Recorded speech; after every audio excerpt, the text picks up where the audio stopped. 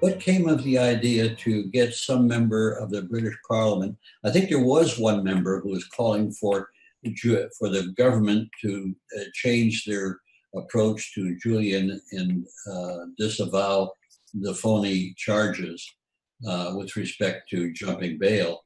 And of course, the Swedish part of that equation has changed and has gone away. And so, is there anything come of trying to get members of Parliament? Corbyn would be a natural. If he made one speech on the subject, it would lodge this as a major problem in Britain. So, anything come of that suggestion, Joe? Well, we've got two campaigns now we're talking about. That was the first one, and I was hoping that Ray McGovern of VIPS, Veterans Intelligence Professionals for Sanity, would draft such a memo and send it to Jeremy Corbyn. And I think here that group is dismissed by the establishment, very much so. But I think in the UK, I'm just guessing, that if Corbyn's office sees these lists of people who worked at the National Security Agency, at the Central Intelligence Agency, at the FBI, at very high levels, people with decades and centuries maybe of experience together, when we add you in, Mike, because you're also a member of VIPS, that they might be impressed by that. But it's definitely worth an effort to do that. And the second campaign is the one we've just talked about tonight, of getting a letter to the High Commissioner in London. And that would extend to any Australian citizen listening to try to send letters to the High Commissioner as well, to put some pressure on. If the letters come in, the emails come in, phone calls come in, he may have to feel like he has to respond, even if he's not inclined to do anything to help Julian. At least he knows that people out there are aware of his inaction and calling for him to reverse that. Jeremy Corbyn should have the motivation to stand by Julian Assange, because both of them are victims of the coordinated smear of the Integrity Initiative. Right. Well, somebody needs to draft a letter. I thought that Ray McGovern hopefully would do it. So Ray's in the middle of a move to North Carolina as we're speaking right now, after more than 50 years living in Washington in the same 8-bedroom house in Arlington, Virginia. He's actually moved to be close to the grandchildren. So he's been out of action, but once he's all set up again, I'm going to press him on that. Plus the other VIPS members. I think that should be done.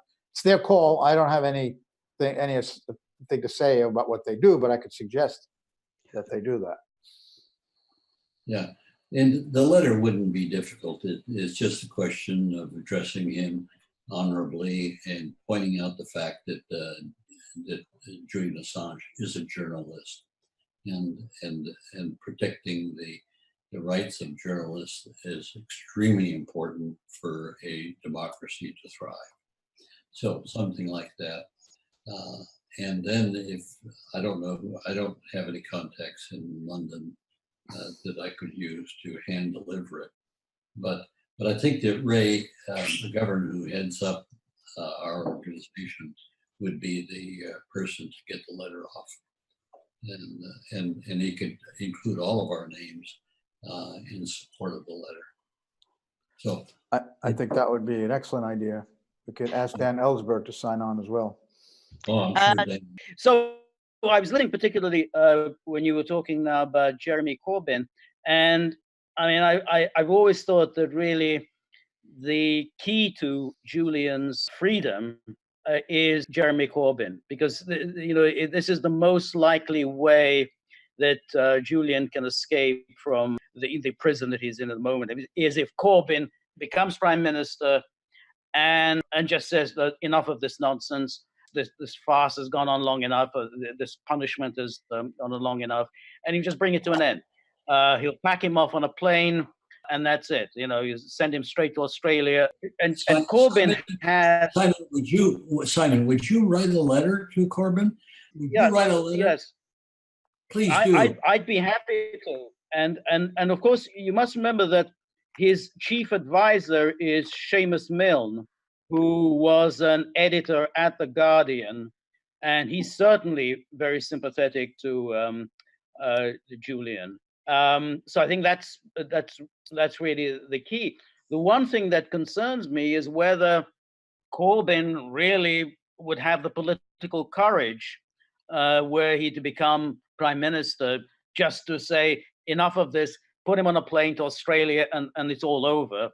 Because the man's being smeared day and night. I mean, it's just as outrageous what goes on in London now. He's smeared. One day he's smeared as an anti-Semite and a Nazi. Next day he's smeared as a card-carrying communist. Another day he's smeared as a kind of a lapdog of Putin's.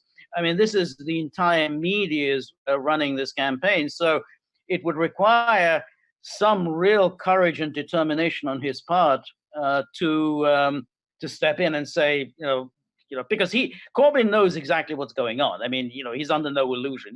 He knows that this is completely bogus. The charges against Julian. It's really a question of whether would he have the political strength to persevere on this course. At the moment, he's leader of the opposition, and Theresa May is not going to listen to anything he says. George, that's not the purpose of the exercise. I wouldn't waste any time with Theresa May, since she's got her hands full with Brexit. But Corbyn, this would not take a lot of courage. He just would make a statement that it's unjust and criticize the British position, which politically would be very good, and help him in his candidacy to become the prime minister. And so I think you should write a letter to him and get any other friends of Julian to write a letter to him. Having been an elected official, I got to tell you, letters have an impact. Even if they get to staff, if the staff is turned on by the subject, like what you're talking about, his chief of staff is sympathetic, then the chief of staff will weigh in. And all of these things have an effect on, we're all human, regardless of what level of society we're at. And when people just keep gnawing at you to do something, it has effect. And so I think that getting a letter off to him and getting a couple of your friends who share your views on Assange to get a letter off to him and say, look at this, we're not asking a lot. We're just asking that in one of your speeches, you just make a statement that this is a ridiculous position for the British government to take. And it erodes freedom, and we're for freedom. So if you would do that's a good idea. That is actually a good idea. To get a letter to him, and he could just make a statement in Parliament. I mean, and that would have a big. One paragraph he could do it in Parliament, and that'd be the end of it. And it won't hurt his career. It'll help his career. Okay. That's interesting you say that. When the political calculation he's making is whether that would help him electorally or not. He could also ask her, the prime minister, during question time. Wouldn't that be a spectacle? That's right. If he asked her about freeing Julian Assange. Yeah, that's exactly when he should do it, because that's his job, to ask difficult questions during the course of the Q&A. So